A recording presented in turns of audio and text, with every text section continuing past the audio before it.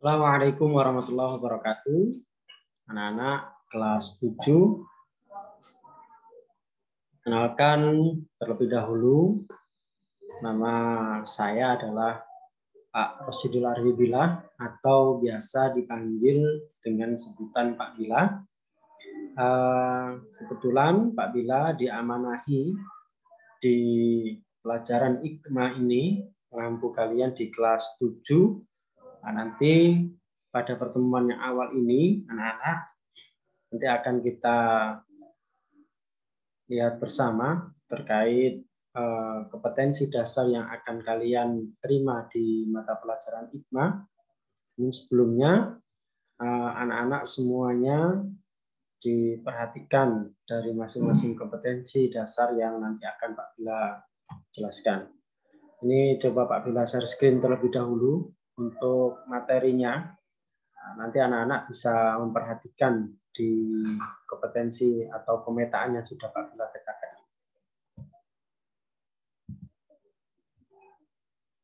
Nah, anak-anak, ini adalah kita perkenalan sekaligus memahami dari kompetensi dasar dari Al-Islam kelas 7 semester dasar. Nah, kalau kita melihat di sini ada 7 bab ya. Di Al-Islam ini itu lepas dari mata pelajaran kemuhammadiaan. Nanti untuk kemuhammadiaannya akan kita berikan secara slide juga. Namun untuk awal ini kita akan memperkenalkan kepada kalian dari kompetensi dasar Al-Islam semester dasar kelas 7. Yang pertama, nah ini anak-anak,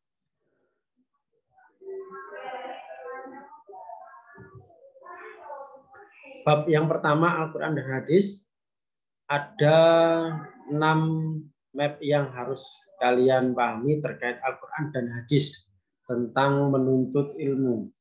Di dalam Al-Quran dijelaskan di dalam surat Al-Mujadalah ayat 11 dan surah Ar-Rahman ayat 13. Nah, nanti kalian di situ diharapkan mampu menulis ayat di dalam surah Al-Mujadalah ayat 11 dan Ar-Rahman ayat 13 itu. Kemudian anak-anak juga mampu menerjemahkan dari perkata dari surah Al-Mujadalah ayat 11, begitupun surah Ar-Rahman ayat 13.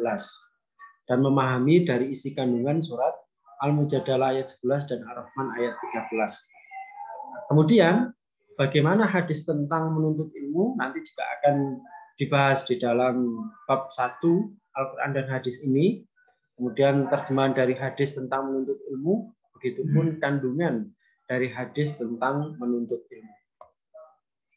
Yang kedua adalah masih dalam tahapan Al-Quran dan Hadis, tetapi berbeda materi, yaitu tentang keteraturan alam.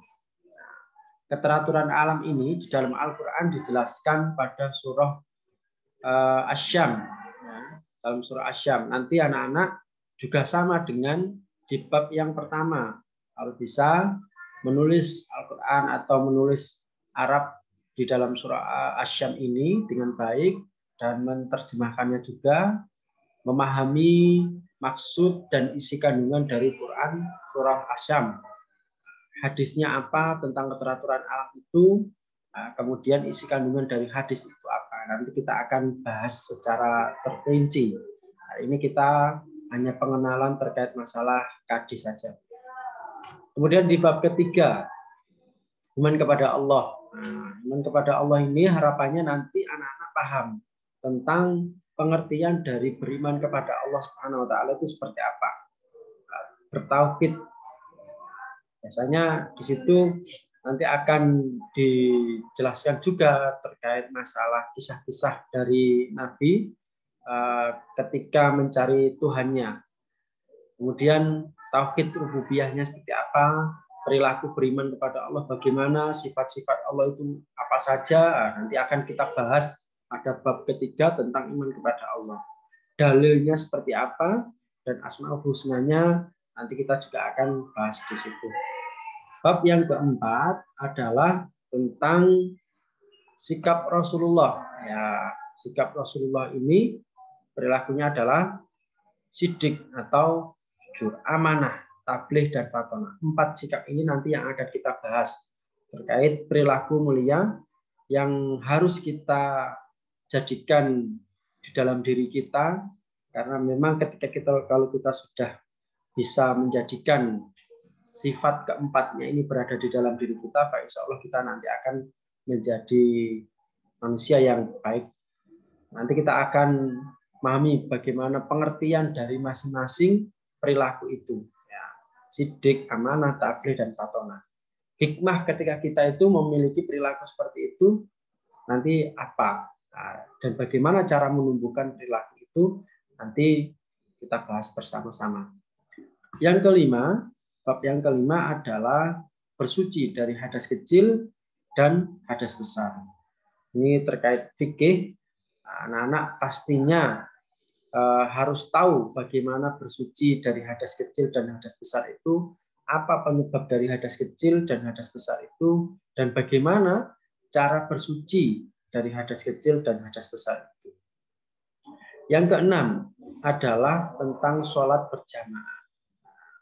Pastinya anak-anak yang laki-laki, apalagi kalian semuanya ini sudah balik ya, jadi lebih diutamakan untuk yang laki-laki ini mampu melaksanakan sholat secara berjamaah.